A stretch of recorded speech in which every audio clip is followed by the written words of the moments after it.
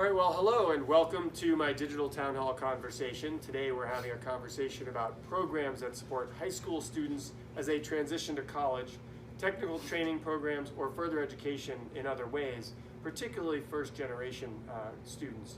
We're filming from the Mosaic Center here at the University of Vermont, and I'm happy to be joined by Rick Dalton, the founder and president and CEO of College for Every Student, CFES, Brilliant Pathways, and Jadine Santos or Santos? Either or. All right. Student Services Advisor for the Mosaic Center for Students of Color at UVM. And I want to mention that along with the conversation today, we'll focus primarily on college as a tool to becoming career ready. But also next month, I'm going to be having a digital town hall at the Central Vermont Career Center and focus more on some of the technical training opportunities for those who aren't going to go on to college, but still have great opportunities in technical arenas like plumbing, electrical, carpentry, where you can certainly make a good quality living as well. Because we've had a great focus, I think, in the last number of years on college as a pathway to economic stability and prosperity. But actually, we're also seeing a lot of folks who maybe could get decent careers not in that direction. And we want to make sure everyone's included as they finish high school and sort of what some of the opportunities are to make a good living. Janine, you were one of the first students to come to UVM from a partnership school in the Bronx, orchestrated by CFES. It helped pave the way for other students of color to come to UVM and move UVM's diversity rate from, I think when you were first here, at about 4% in 2001 to over 12% today. Can you tell us about that experience for you, the fact that you've stayed, and some of the challenges that first generation students that you work with face, and what's it like to, first of all, even apply to going to college or higher education, and then even once you get in, how does it work, and so forth? There's a lot there. So I'm surprised that I came to UVM at all. Yeah. Because I would never considered a school out of the state. I was going to go to college. I knew that for sure. My parents told me that's what you're going to do throughout high school. So I said, okay, I will figure that out. So good parent support. Great parent Another support. piece of the equation. Essential. Yeah. So I knew that wasn't an option. I was going to college. But really, where was it open for me? So I was looking at SUNY schools, State University of New York, and I was looking at CUNY schools, City University of New York. Right. This was the only out-of-school college, out-of-state Wow. college, that I applied for. And it was through the partnership program that I even thought about it and considered it. And our guidance counselors at the time were really kind of pushing UVM, saying think about it. And all of us were kind of saying, no, not really sure about Vermont. We don't know what Vermont is. None of us have ever been there. Right. But UVM was really great, and they brought in college students and talked to us about what it's like, and there were students of color coming into our high school to tell us about their experience and what UVM could offer us. And then there were visit programs, free visit programs, which were really important. So they paid for your travel to stay here for a day or two while you toured the campus? Exactly. They paid for plane tickets, and it was with a partnership with JetBlue. So JetBlue gave us all free tickets to come here for 2 nights, and UVM has this really great program. So we got to stay in a residence hall room with another student and attend a class and talk to college advisors and really feel what it's like to be a UVM student from a Sunday through Tuesday. Fair enough. Yes. So you think without UVM or other schools, we'll get to you in a minute, Rick, doing this fairly aggressive program to really try to wrap around and bring people in, do you think without that wouldn't happen? Yeah, it would have been really hard to come to UVM without knowing what I was getting myself into. And we came back again in the fall, in the spring, when we were admitted. And there was a spring visit program where they flew our parents up as well.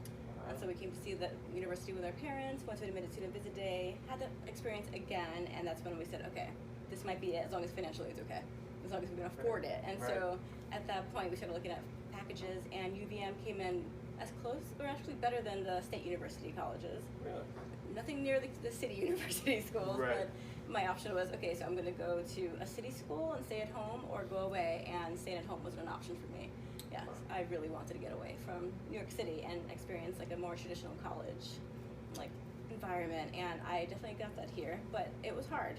First year at UVM was only 4% students of color. Well, I was going to ask about that. There were 13 of us from my high school that came, so we had each other for support, but there wasn't much here. So we had culture shock. A lot of us were just like, what is this place? It's really white. Well, not only the university was really white, but Burlington as a whole, Vermont much more so. It's a different place. Can you even maybe tell a story or come up with an example of what that really means. I mean, we are, 17 years later. I think our society, not only Vermont, but the country, is, many, not everybody, are really evaluating our work towards becoming more awoke, as it were. And the different advantages some people have and others don't, not necessarily all equal advantages and disadvantages.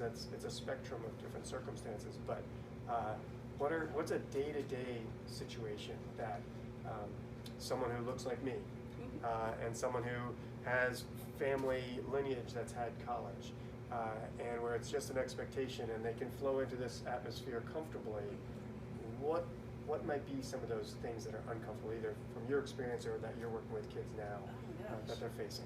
Yeah, a lot of what the students are facing now are similar to what I faced then. Okay. So going to a class, say a class of 150 students, they might be the only person of color in that classroom.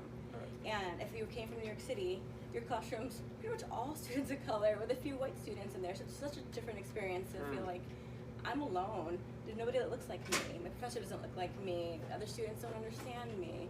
Their experiences are different. So different. And then there's stereotypes that follow that. So although people want to be open-minded, sometimes they don't know that they're being rude. If they ask a question like, where are you from?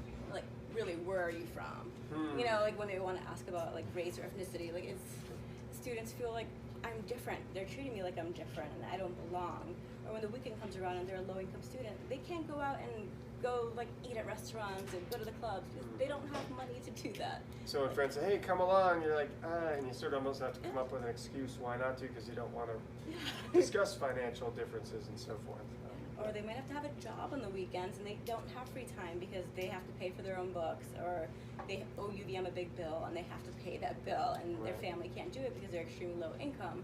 And so it's up to the student to figure it all out and manage like how to be here. And then also just like feeling homesick because everything is different. And that transition, like your family can't like tell you how to figure it out. Students come here with like low social capital for like navigating university setting. And their family, they can't say like, well, just go talk to the registrar's office and go to financial aid and go to your faculty. Like they don't know. And so a lot of times they go into like this like freezing mode, like I don't know what to do with this problem I have. And so thankfully there's people like me around who can say, okay, this is how you handle this situation, because I've been there. Like I've been first generation low income student from an urban area. Like I understand what it's like to try to navigate UVM or a place that's so different from home, and college in general. And I feel like it's not only students of color facing that, but all first generation students. It's the only difference really is just like the racial, ethnic like biases that they might face. It's an additional challenge, but there's a lot of first generation folks who face some of those challenges in terms of how do you flow through the university setting, the assumptions that some faculty or fellow students or administration folks might have of, oh, you know how to do that, just go over there. You know, it's like, well, I can get you everywhere on a subway in New York City, right? Absolutely. Where some folks up here might feel totally lost in a city. I'm sort of trying to come up with or think of a not really equal parallel at all, but that idea of feeling lost, and how sometimes Vermonters might go to a Boston or New York and be overwhelmed by what a city is. It isn't because of any one thing. It's the experience when I was growing up is different than that experience, right? And maybe, Rick, you could give us some thoughts about why you got into starting a program like this, and what did it take, and what jumped into your body or mind that said, we need to tackle this challenge and bring down some of the hurdles that folks are facing as first generation students. What led you to get into that? Well, let me say first off that Jadine, and she's heard me say this before, but how heroic she is. And being one of the first 13, and CFES was part of this, and we were sort of watching how these students were doing, and the fact that through lots of difficulty, lots of challenge. I mean, the easy thing would have been to say, I'm going home. But you didn't, and because of that, I think that there are literally a couple hundred kids that came to UVM as a result, and now you're in an advising, supporting role. So I think hats off to you, and just the extraordinary mentoring that you have done in so many ways over the last 18 years. It's life-changing for a lot of Yeah, people. it Probably really was is. for you. Yes. And you could probably even reflect on that with them. Sometimes in my role, in the political role, you do big policies. You don't always get individual experiences where you've felt like you've really impacted someone's life. It must be pretty fulfilling for you. Well, for you with what you've done, and then with you in terms of each 13, 20, 50 folks that are coming to UVM each year, maybe the numbers are higher than that, where you're helping them see great opportunities, and hopefully without losing track of who they are, right? Absolutely. I mean, I wonder if some feel like, am I losing who I was by shifting into this other world and so forth? So it must be very rewarding, great frankly, for point. both of you. But Well, yeah, how did you? So I was at Middlebury College, and I mean, there were things that happened before Middlebury, but my responsibility was diversity, and I worked with Olin Robeson and others to help with the diversity and to bring young people of color to Middlebury, and there was initially this, why would young people want to come here from urban areas and other places? And as long as you say that and believe that they wouldn't, you can never change the landscape and shift the paradigm. So we gathered a team of people. We were able to make some significant gains. We set up a partnership with another high school in the Bronx, DeWitt Clinton, and we had dozens and dozens of kids that came to Middlebury. And after 3 years, I thought, okay, we're helping dozens and dozens and maybe a couple of hundred. The need is so great for colleges as well as young people. How could I do this on a larger scale? Yeah. And I was lucky enough to have a friend from graduate school who funded me for 2 years and started CFES. And in almost 30 years, we've helped 100,000 kids. 100,000. 100,000. I just have to repeat that number. That's impressive. First gen, low income, go to college.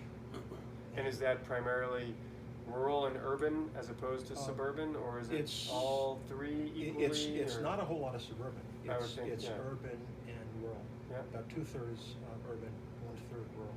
Yeah. And our office now, we used to be in Middlebury. We've moved across Lake Champlain into Essex.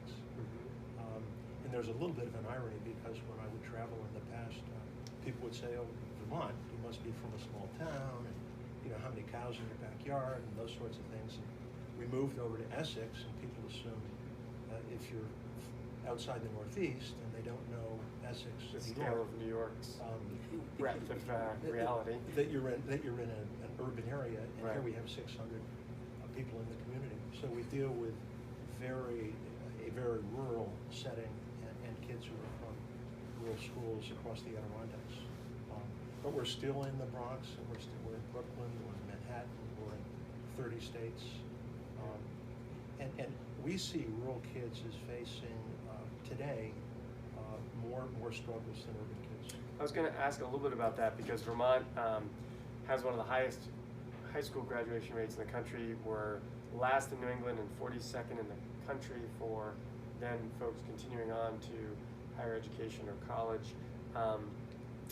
How can that be addressed? You're expressing maybe there's some, Sure. sadly, almost bigger hurdles now for rural areas. Was that the case 15 years ago, or do you feel like that's been shifting? I think that there are that the hurdles are and the obstacles are greater today than they were 15 years ago for rural kids.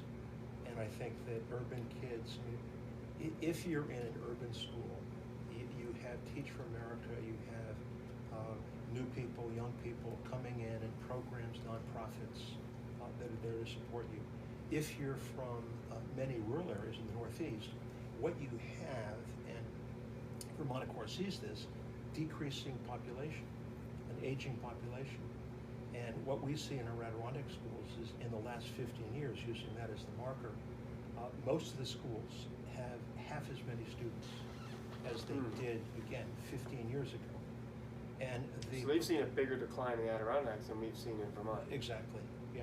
And so, that's a jobs thing, and there are a whole lot of issues. There's a there. lot of issues. We could go on a whole nother show about Sure. that, but I've tried to point out to a lot of folks who have watched this or read some of my newsletters that the decline of young people is not a Vermont or blue state problem. It's a rural problem. You can go to the rural parts of the reddest states out there, and the youth are leaving those areas. Either folks aren't having as many kids, and on top of that, Sure. young people are moving to urban and suburban areas. We sometimes have a bigger visibility of that because we don't have the urban area that they're moving to. So as a state, we're seeing a decline in population in a way that a New York might not, or a red rural state with a big city might not, because they moved to their own metropolis. Right. But it's interesting to hear for me, and just I think for some of our viewers to hear, upstate New York, almost a bigger decline than we're having here. A bigger decline. Okay. And so what we're seeing is you have half as many students, so you don't have new programs, you don't have sort of new blood, you don't have AP courses, you don't have the sort of advantages in terms of academic study, in terms of cultural diversity, in terms of just activities. And as a result, and I think that this is a huge part of it, you see more risk behaviors, and we're seeing lower aspirations in our rural communities, our rural schools, than in our urban schools.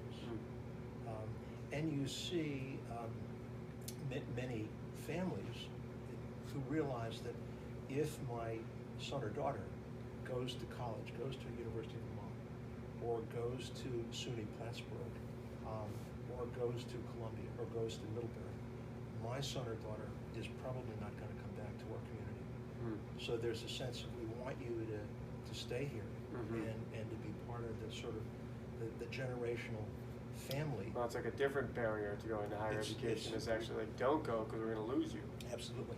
As opposed to go, and then you could come back with knowledge and opportunity maybe that could help our community. And this is at a time when young people need college more than ever. And those who are in the trades need college, but and college isn't just 4 years, live in a dorm. It's 2 years, and maybe 2 years, a 2-year degree takes you 4 years, which is great. Or it may be a credential or a license or something else of value. And anyone who's getting ready to graduate, or way before getting ready to graduate, needs to be thinking about post-secondary study. You need to be a lifelong learner, whether you're a farmer or a plumber or an electrician. Well, systems are changing. I mean, Systems electricians are weren't changing. installing gazillions of solar panels and solar systems and Exactly. rewiring, and now we're learning that. So what does CFES do? You mentioned some of it with UVM, but what does it do with students in school to get them college or career ready? What is the nut of how you do that? Well, here's the expert, perhaps more than I. But, we have mentoring for all of our students. We help them in terms of understanding how to move down the pathway. How do you get to college? How do you pay for college? What are the options? And again, David, as you said, in this world of exponential change, what was true for kids 15 years ago doesn't work. The script has to be different. And then the third sort of practice for us is essential skills. And we are big into these essential skills. And they're skills like perseverance and grit, agility, networking, teamwork, leadership.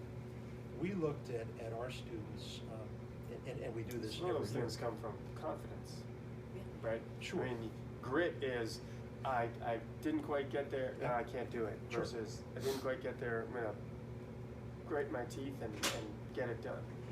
But it helps if you see other people who look like you, Right. who've got it done, who've kind of fought their way through and have said, I'm going to get over that obstacle no matter what. Yeah. So we looked at our students who have been successful, and one of the things we saw is that it wasn't necessarily the smartest kids with the best grades. It wasn't the kids who had the financial support, maybe their grandmother or an uncle. It was the kids who had these essential skills. So we have taken on this whole, how do we help our young people better develop these skills? And it's role models and people who look like them from their neighborhoods, from their communities, who were successful. Let's expose those kids to our kids in our program. And do you primarily work with certain schools, either in urban areas or rural areas, or if a young person learns about you, can they reach out and find out ways to access the mentorship or the process systems that you help with? And if so, how would they reach you? What would be an email or website or a phone number to either find out the general program or the one at UVM?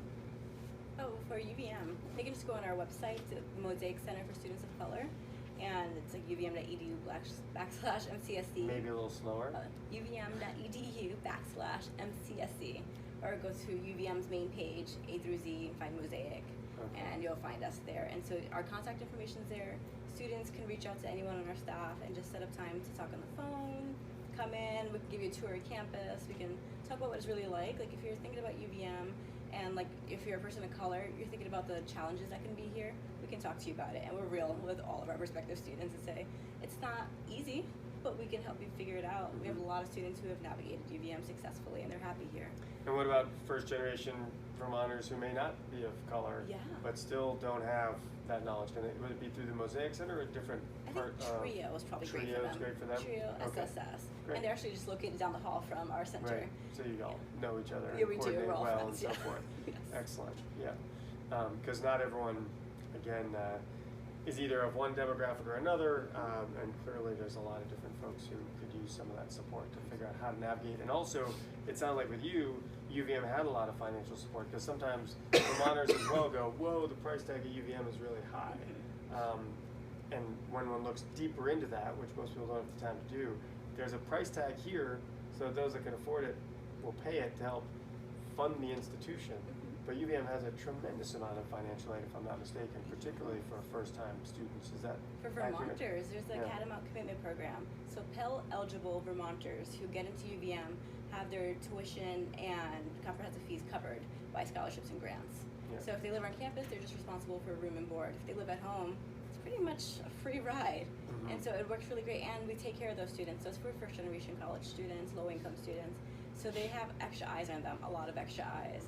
And so they get mentoring, they have the group aspect of like social support. Other students coming from Vermont high schools trying to navigate life at UVM, they're all together in their cohort. And so they can like support each other, and then they have like the staff, faculty looking out for them, making sure that they're doing what they need to do, and making sure that like anything that comes up, barriers along the way are taken care of. Like we want to make sure like barriers are knocked down. Our students can all like access what UVM has.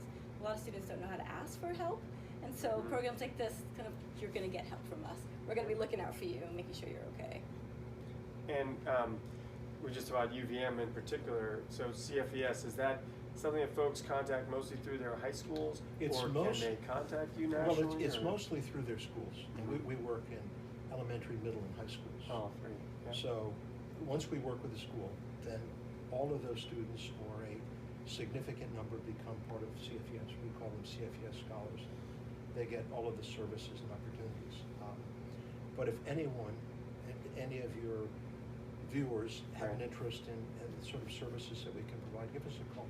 And that, so also either guidance counselors or others, if they don't have this system at their school, would that be the person you would work through as either a principal or a guidance counselor or an individual teacher? We'd figure it out, and it could be different at one school versus another.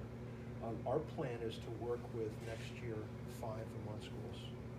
So we're looking to raise the funds that are needed to make that happen, and we're doing a gala this summer, and every dime we raise will go toward Vermont and Adirondack schools, so North Country schools. We're committed to get across the lake into Vermont. And just because I really don't understand all the details, does a certain high school or school that you work with then get affiliated with a certain university, or can folks that go through the program in high school end up becoming affiliated or go to any number of colleges or universities? Any number. Okay. And we have partners. We have 200 sort of college and university partners, and I should say that UVM is at the top of the list. Just an extraordinary partner of ours. And we've worked together for, again, many years, and together have been part of some life-changing experiences for students. But we work with Castleton, we work with Middlebury, we work with obviously the University of Vermont, across the lake, we work with Plattsburgh and Clinton and others, and then colleges and universities in 40 other states. So all of those resources and opportunities are available to our kids. And I guess on a slightly different take, but after graduation, Vermont as a university, predominantly white, as a state, predominantly white, Burlington-Winooski, a bit more diverse than maybe if you get out to other parts of the state, but as a whole, a lot of these folks, how do you get them to stay? Are there, I tend to think most people who are 21 or 22 want similar things in terms of joys in life or opportunities along with job opportunities, but are there certain things that we can do as a state to help keep young people here? We're trying to both keep young people that are from here. We're trying to attract young people to stay here. We were discussing sort of the rural challenges that are happening all across the country. So what can we do in Vermont after folks graduate to That's a good question. try to help?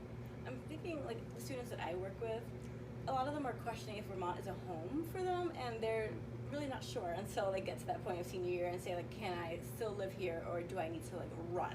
And we see both. Like, some students are open to staying here because they know there are more opportunities here than, say, New York City.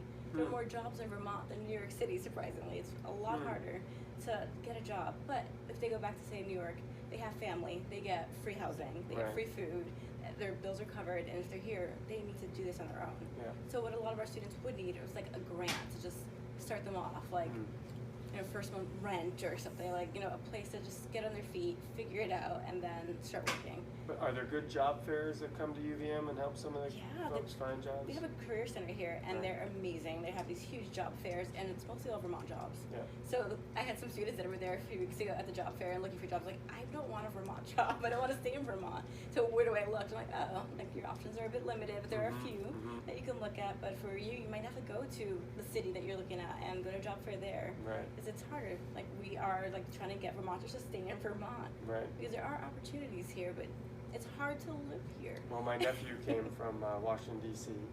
and got an engineering degree and got an engineering job in Colchester, and he's sticking around for a There you while. go. He loves it up there.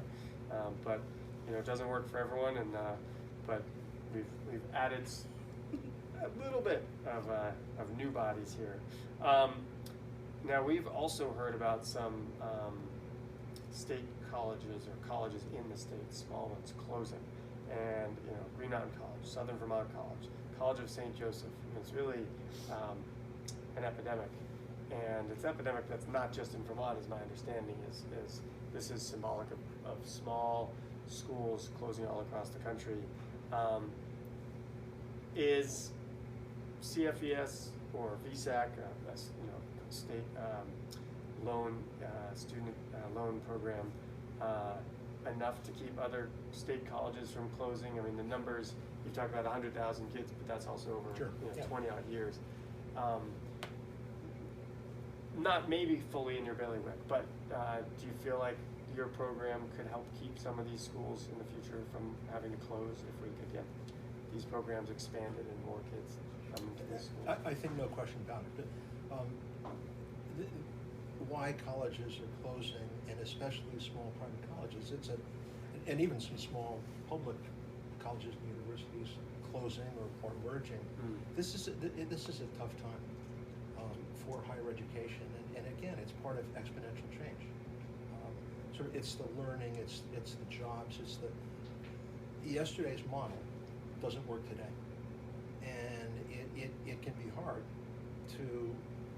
for a higher ed institution to make that shift. You talk about the ocean freighter turning a corner, and that's what we're asking higher ed to do.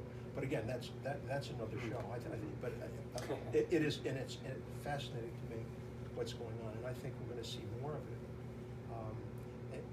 unless the issue is addressed. Now, what can colleges do? John Rydell did his PhD here at the University of Vermont on rural kids going to college, and one of the things that John found is that there is this sector of young people that are not going to college, And it's not because they aren't prepared, they don't have the ability, it's because they don't know how to move down that pathway. So if we can help more kids understand, and it really is pretty simple, so that through CFES, VSAC, and college university partnerships, we can expose more kids to college, we can help them, as Jadine did, when she was in the Bronx and came up here, and UVM came down there to help her and her peers understand how to move down that pathway. If we could do more of that, there are enough students in Vermont and other parts of the Northeast that would go to some of these places that are teetering at this point. So, absolutely. And again, I think that there are huge numbers of kids that will not go to college who would be well served if they did. And it may not be the 4-year residential, it may be the 2-year, it may be some sort of continuing ed, it may be, again, it may be a different approach, a different model.